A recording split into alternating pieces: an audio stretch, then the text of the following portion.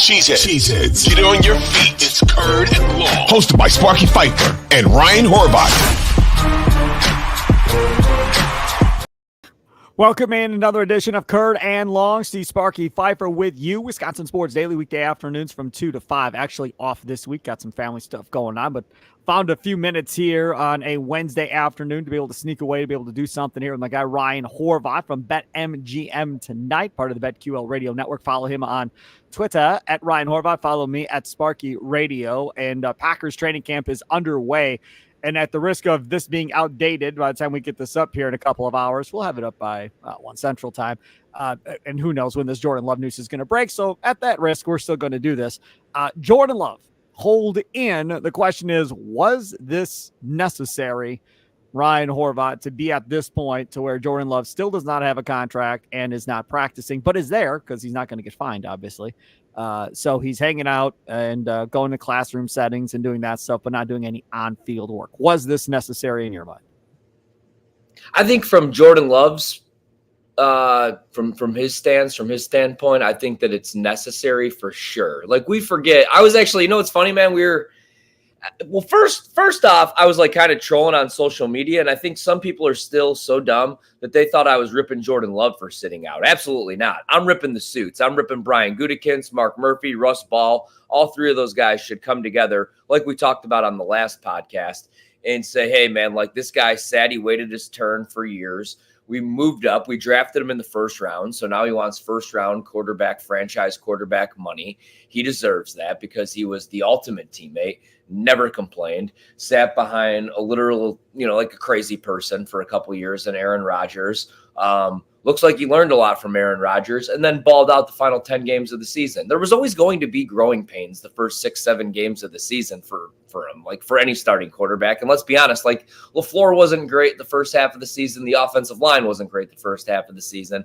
A.J. Dillon wasn't great the first half of the season. Aaron Jones was banged up the majority of the season. So it wasn't just like Jordan Love sucked for 7 games, right? There was growing pains, but also his environment wasn't ideal, I would say. So I was explaining this to my wife yesterday, though, while we were eating lunch, and she was like, oh, Jordan Love's sitting out for more money already? And I was like, you don't get it. Like, no, he's sitting out because he hasn't got money yet. Like, he's not going to play for $10-11 million this season, because if he gets hurt at camp, in practice, in preseason, week 2, like, the NFL, the Packers, they never owe him anything ever again.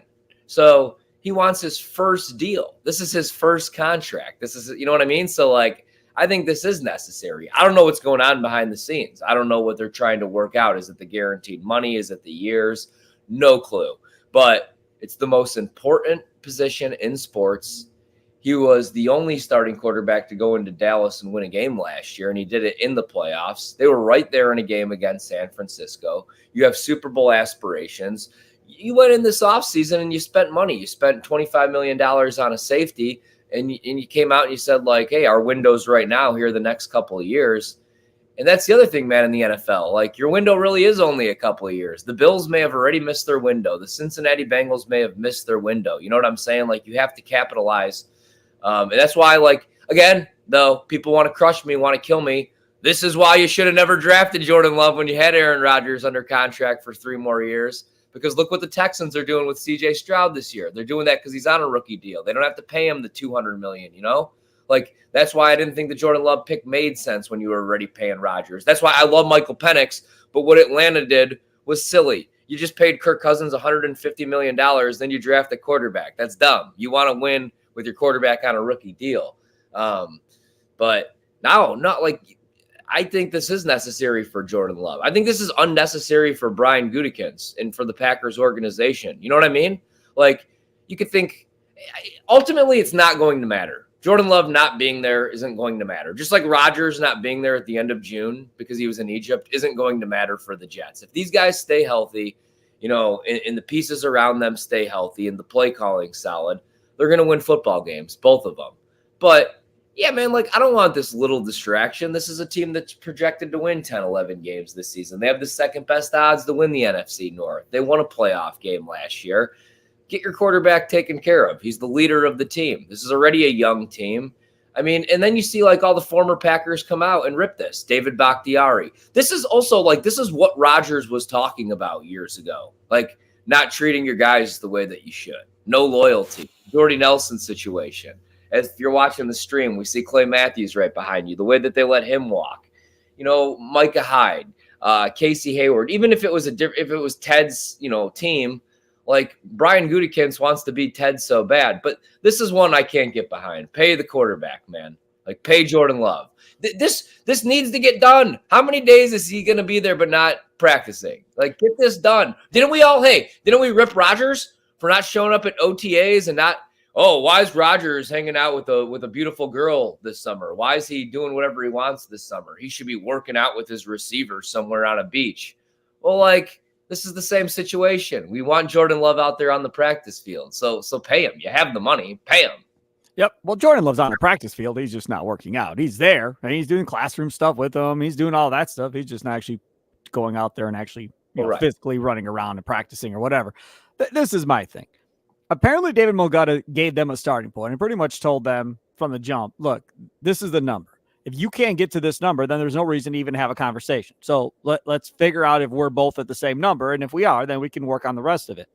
What the Packers are trying to figure out is how do they make this work to where, yes, it's a long-term deal, but also that where they still have some flexibility to move around, like you said, under the cap to be able to sign a wide receiver or two and so forth. You brought up Stroud. Well, that's why they were able to get Stephon Diggs. This situation here, they've already got their wide receivers and they're not paying anybody at this point. They're not going to pay anybody for a couple of years. They're not paying any offensive linemen stupid money. So they're set there. They're paying nobody large amounts of money on the offensive side of the ball. So to have one guy be that guy, in my mind, shouldn't really be that much of an issue. That's the first thing. The second thing is, as I've stated before, and I'll state again, this should have been done immediately. Like, right. What's your number? Your number's 50? Okay, 50 it is. Let's go. Yeah. Let's figure this out.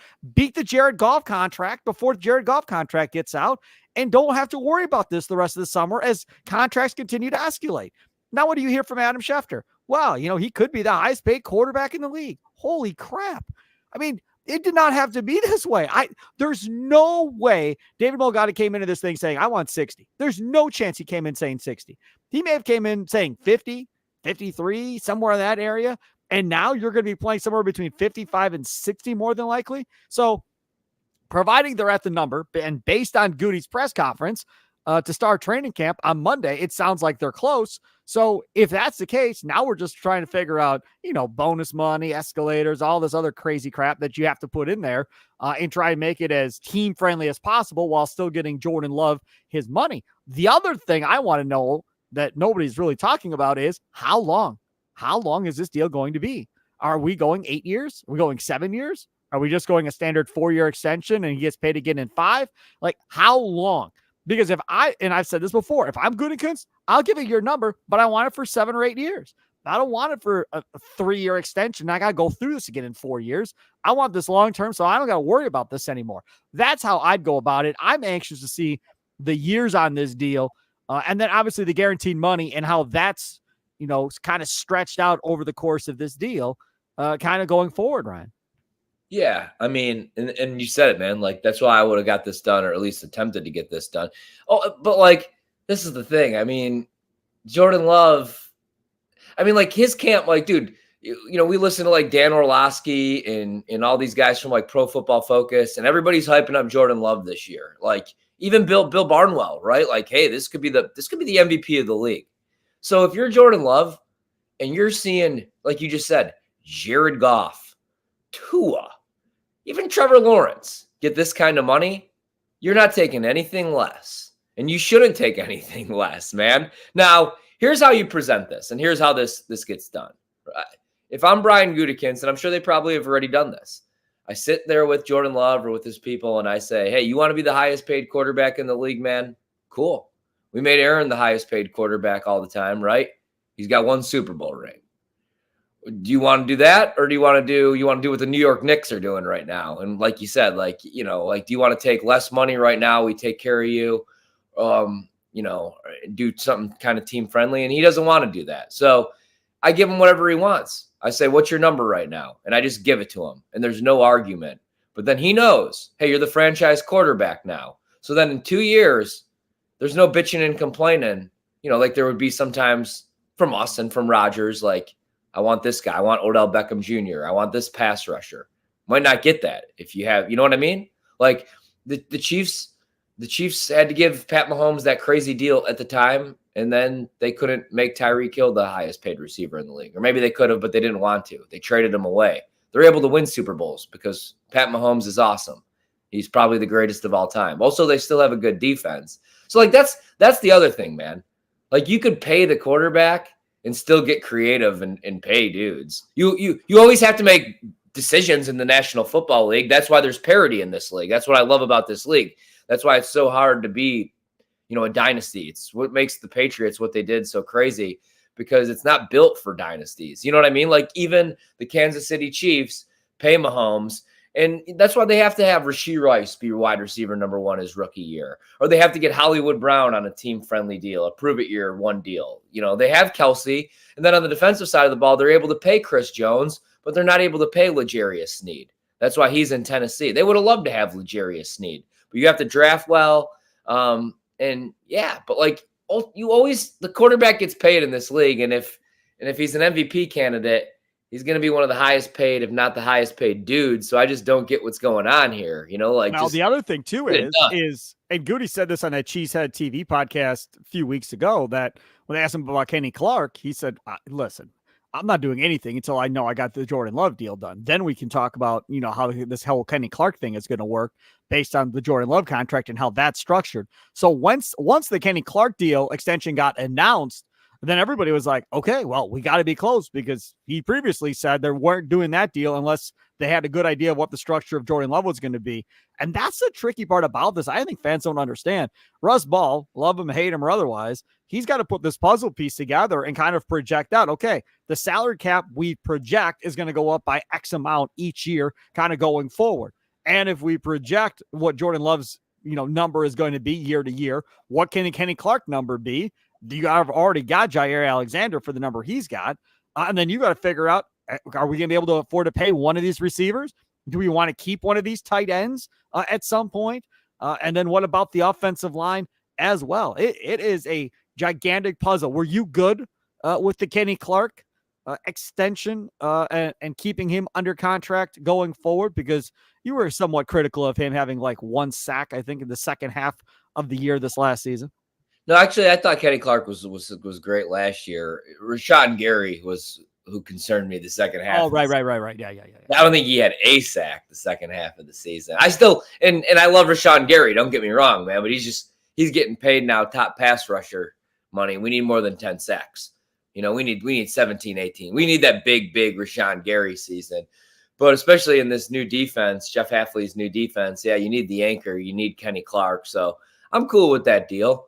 Now I hope he has a monster year. I don't want him to get comfortable, get fat. I don't think he will. Yeah, I don't know. I don't think he will. All right, let's take a quick time out. Come back. We'll talk about early observations from Packers training camp through the first couple of days. Day 3, getting ready to get going here as we record Curd and Long here today on a Wednesday. See Sparky Fifer with you, Wisconsin Sports Daily, 12:50 a.m. thefan.com. Weekday afternoons 2 to 5. I'll be back on Monday. Ryan Horvat at Ryan Horvat, BetMGM tonight, part of the BetQL network. Got you weeknights, talk about the games going on, in-game advice, betting advice, look ahead to the West Coast games, look ahead to future bets, all that fun stuff with Ryan Horvat and crew. Back after this on Curd and Long. Don't forget, download it wherever you download your favorite podcast, and of course on that Odyssey app, and stream us on the Odyssey Sports YouTube page.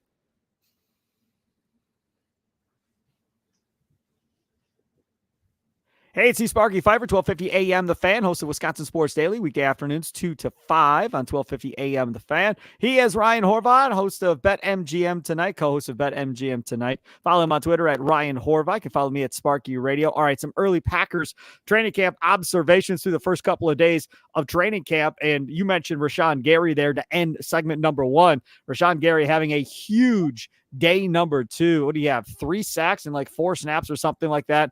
And I understand, right? I see everybody on Twitter. Oh, Andre Dillard sucks. Who cares? Okay, fine. And that very well may be. but you're seeing kind of what this four-man front kind of looks like. Ngabare is having a good training camp through the first couple of days. Rashawn Gary's getting home. I mean, these guys are showing you what that defensive line can be. And I'm going to take you back to when the Giants were winning Super Bowls back in the day. How were they winning on defense, right? Spagnola's defense was simple. Front four gets pass rush. Everybody else drops back, and let's see what they can do. And if our front four can get home semi-consistently, you're in trouble. And right now, the first couple of days, and we'll see, the front four are getting home. Not against Jordan Love. It's against Clifford and company. But they're getting home, and they're forcing him into interceptions. They're getting a bunch of sacks. This is kind of what everybody was hoping for from the Jeff Hafley defense. Again, it's early, but I'm liking what I'm seeing through the first couple. Yeah, for sure, man. For sure. It's and that's what, I want to see, obviously, the defense. We've talked enough about that. Like, we want to see, obviously, them be more aggressive, more press man coverage, get aggressive at the line of scrimmage with the defensive backs. But what I really want is, like, Rashawn Gary, like I just said, to be that 16, 17 sack guy. So that was my biggest takeaway as well, man. Like, I would love a good 3-4 sack performance from Rashawn Gary week 1 against the Philadelphia Eagles against Jalen Hurts. That would be tremendous. But yeah, really excited to see what he could do this season. You wonder, like, what was going on there the second half of the season. Also, wasn't he hurt? Wasn't he banged up? I can't remember. It seems like it was like 3 years ago, to be honest with you, man, the second half of the season. But everything right now sounds great. I try not to get too excited until we see it in the preseason, or maybe we hear about these joint practices. But yeah, I mean, so far so good there. The other thing I'm interested in is that battle for cornerback opposite of Jair Alexander. It appears to be a legit training camp battle, possibly between Carrington Valentine and Eric Stokes. What's the best case scenario for you, Ryan Horvat, of who wins that job going into week 1? Good question, because that's the other thing that I got excited, just seeing Eric Stokes' name. Like, I follow all Andy Herman stuff, obviously, and like seeing him with the first team defense. If Eric Stokes plays 17 games this season, I think that's going to be a top 10 defense. Seriously, man. Like, we forget, like, Eric Stokes came from that Georgia defense. You forget how good he was his rookie year, right? Like, if he goes back to being that player, I don't know if he's an all-pro corner, but then everything else is great. Valentine, all the depth pieces behind him are great. You got guys that could play just in the nickel. There's always going to be injuries, but if him and Jair play every single game this season, hell, if him and Jair play 80% of the games this season, they're probably at least a 11-12 win team, I think, in my opinion. And that defense is much improved, because that's my biggest concern. And again, like, going into last season, I never expected Stokes to be back, because I told you about this. I listened to a podcast, and a betting podcast that I really like, Bet the Board, and they have one of those doctors on. And I'm not always like a big fan of those segments, like the fantasy football doc, all those guys, but he said Eric Stokes' injury, and I was just like kind of amazed that they brought up Eric Stokes. I was like, because you're not really thinking Eric Stokes when you're talking fantasy football, but they were talking about the Packers, and he's like, this is an injury I really worry about, not long-term. Next year, he'll be Eric Stokes again. This year, he won't be Eric Stokes again until week 10 or 12. If he played a different position, maybe, but the way you have to move as a defensive back, everything planting off your back foot, you're just not going to be that guy, because that's a really crappy injury to come back from. So, dude, if he can stay healthy, man, I'm really excited for this defense now. You spent money. I still can't believe the more and more I watch this Giants. Hard Knocks. It's great. I'm shocked that they signed off on this, because we talked with Brandon Tierney last night out in New York, and he said the same thing. Like, the Giants, they said, like, they signed off on all of this. At times, they just look like a bunch of clowns, to be honest with you, man. Like, Brian Daboll's got his feet. I love Brian Daboll, but he's like interviewing all these top wide receivers. He's got his feet kicked up. He's trying to trade up for every quarterback. Like, if you're Daniel Jones watching this, I don't even know that I want to show up to work on Monday, man. But also, it looked like it in practice earlier today. You could even make a simple pass on the flat. He threw a lame duck in the air. It looked horrible, but that was just one play. So go ahead. We talked about this on the last pod, and like I said, I think they know that it's like a rebuild, but also they're spending money on the defense, bringing in Brian Burns, and I I don't understand why you would let McKinney walk, man. Yep. After last season, especially. So I think the secondary is going to be the most improved unit on the field. I'm actually more worried about the linebackers. A lot of youth, like Quay. It's time for Quay to be a player. I know, like, he's angry and he shows flashes. I'm going to say it though. I think Quay's been a bust.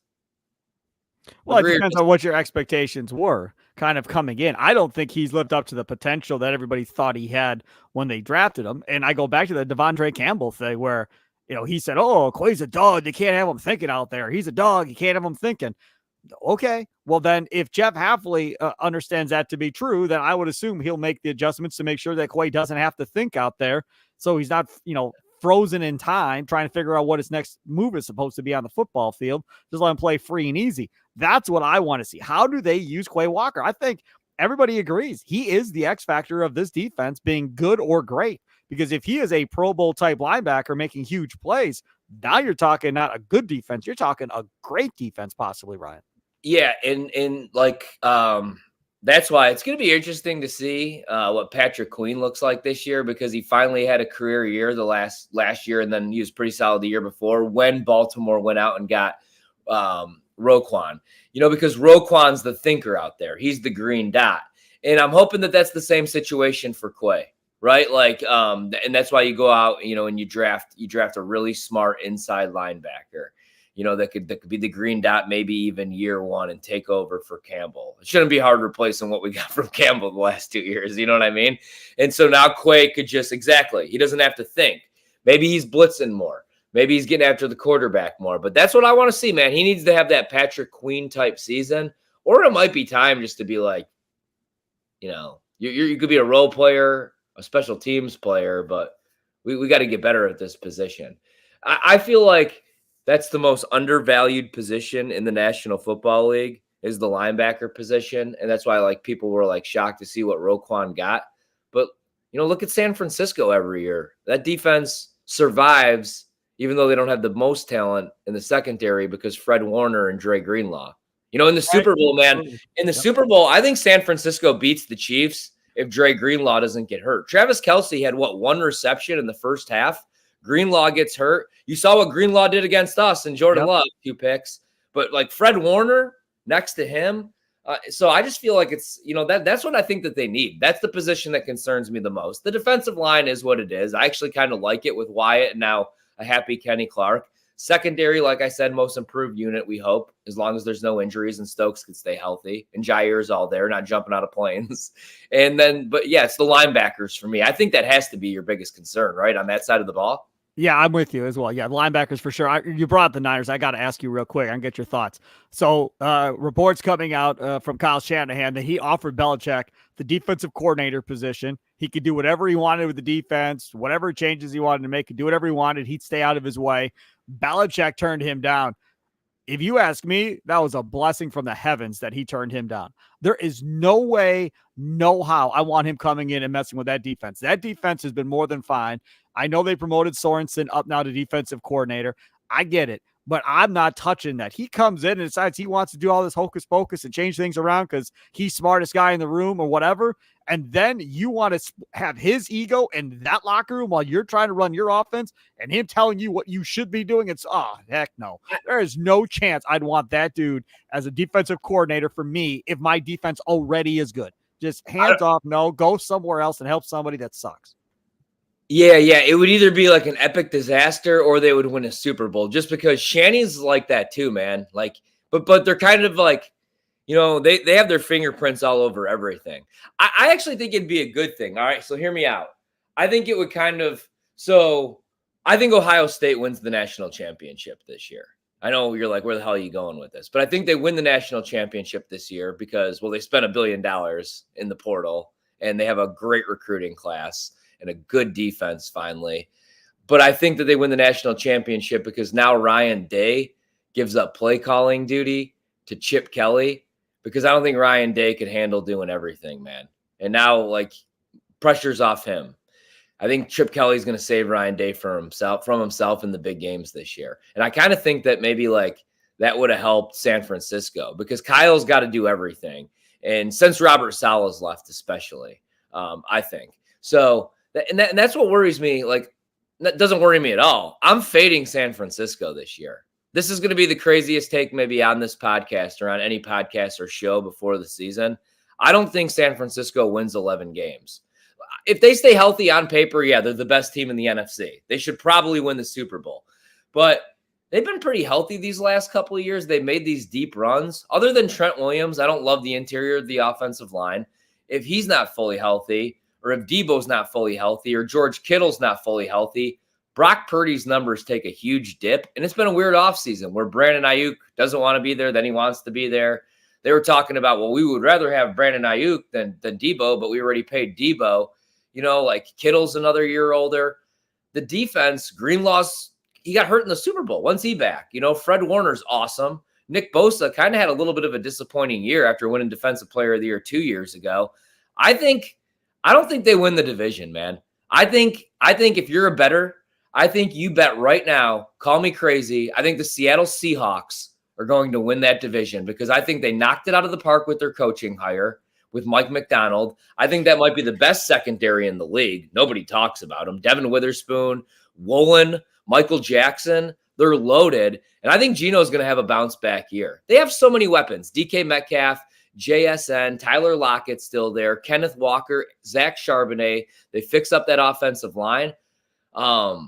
I think Seattle's going to shock people and win that division. And I think San Francisco might win, like, sure, they probably make the playoffs still, but it wouldn't shock me. You know, like I said about Cincinnati last year, I have that feeling about San Francisco in the NFC. I think it's going to be Philly, it's going to be Green Bay, it's going to be Detroit, and it's going to be Seattle. As crazy as that sounds, those are going to be the top teams. All right. So I'll say this about Seattle. Yeah. I don't mind McDonald. Fine. Okay. I like the Grubb hire, the offensive coordinator from the University of Washington, bringing him in. That offense was really good. What I don't understand, though, is why are you paying that dude all that money?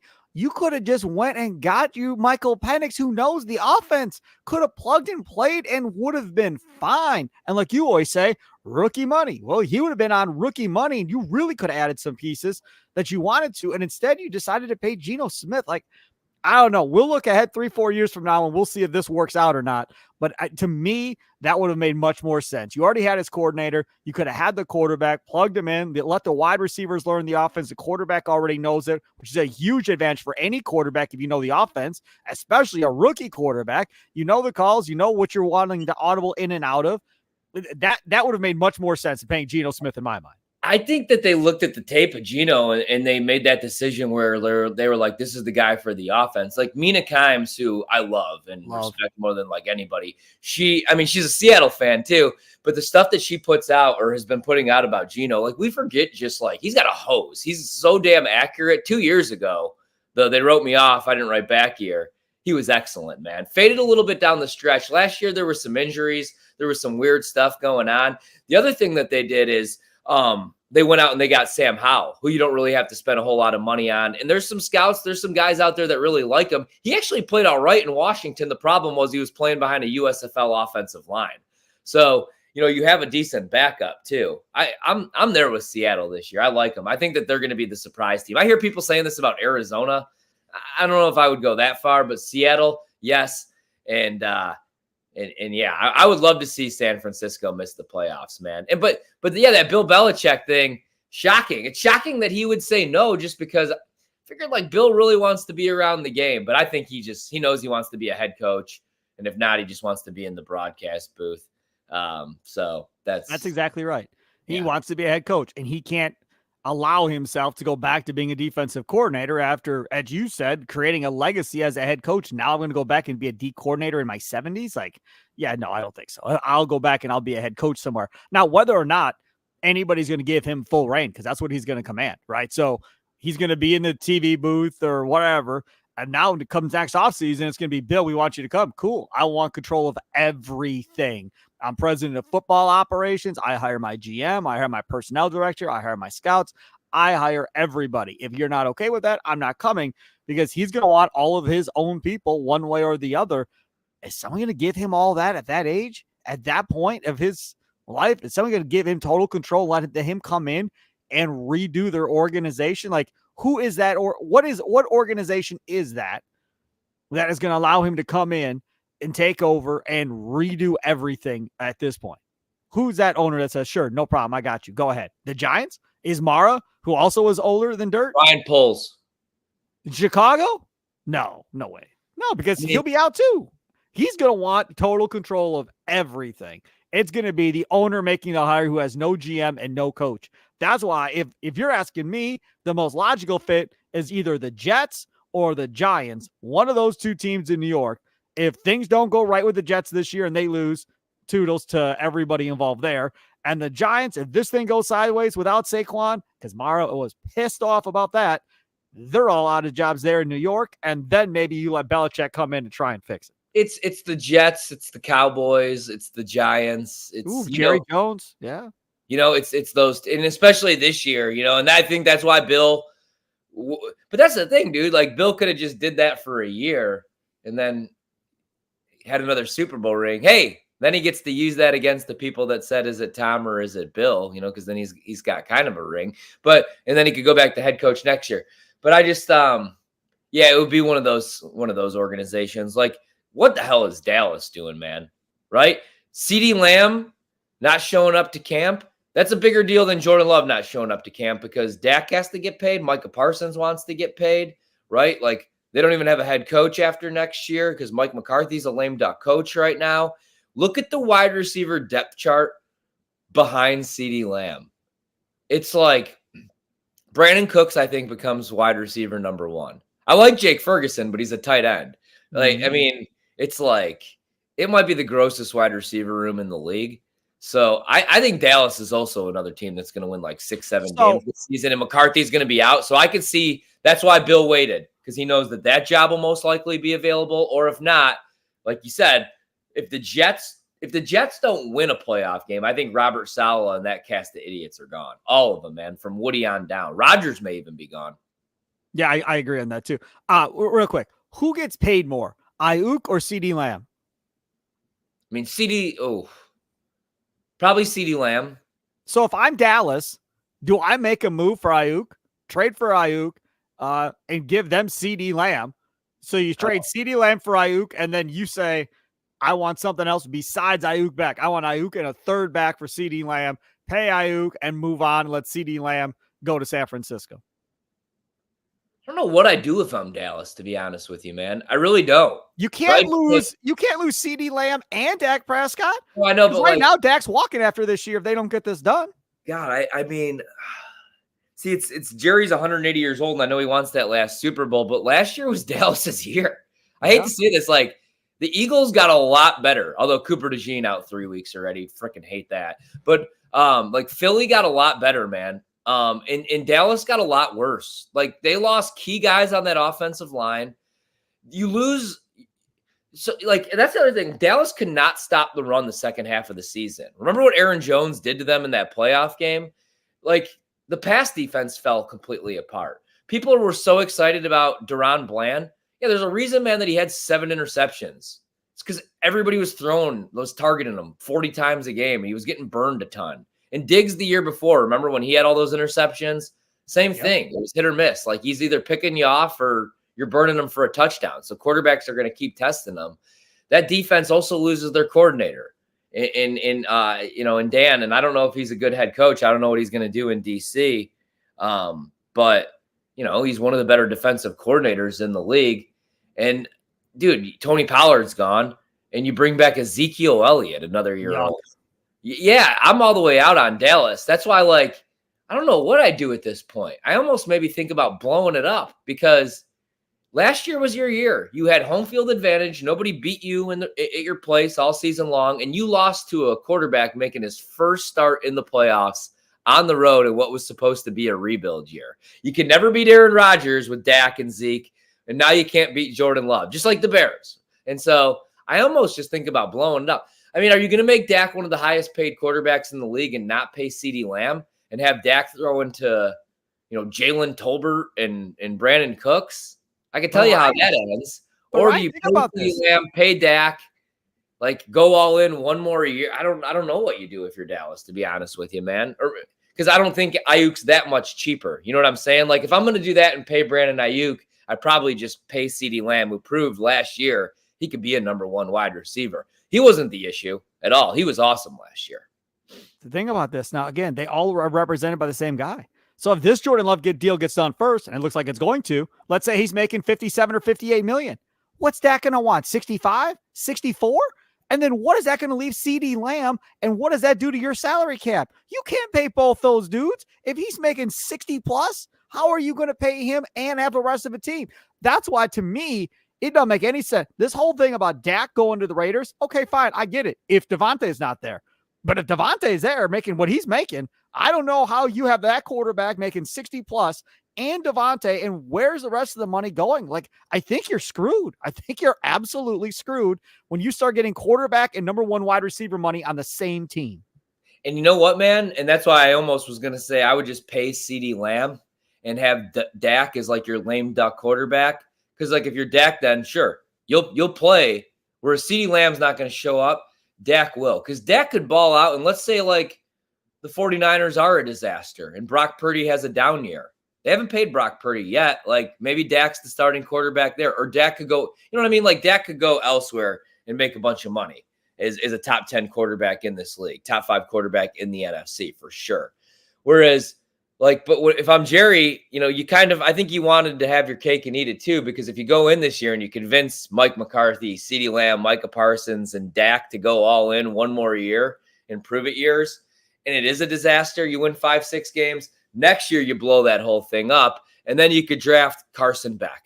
You could draft Shedeur Sanders. I don't like Quinn Ewers, but some people do. You could draft him, and you could just restart over, and I'd almost rather do it if you can't get it done this year. How many more times are we going to see Dak and this team fail in the playoffs? I like Dak, man, but is Dak just a regular season quarterback? He's kind of the reason they lost against Green Bay, let's not forget. Those pick sixes, like those bad interceptions in the first half, Green Bay went up early, you know, and then like the Cowboys made their run in the second half. But yeah, I mean, we've seen, and also like Mike McCarthy's kind of the problem too, but this isn't just like last year, right? Let's look at the last couple of years. Let's look at some of these coaching things. Like now Kellen Moore's gone. You know, like Quinn. And Quinn's gone, like I said. And let's look at who's in charge. I know we like Mike on this show, but 3 years ago, they lose in the playoffs. They have no timeouts left against San Francisco. And Mike McCarthy calls a quarterback draw with Dak Prescott. They lose. 2 years, the year after that, the final play of the season, Ezekiel Elliott, who's washed at this point, plays center. Remember? And he gets just absolutely blown off the line of scrimmage. Last year, again, you lose to Green Bay. I mean, like, how many more times, if you're Jerry, do you need to see it before you're like, all right, like this dude's another year older. McCarthy, like the game's passed them by.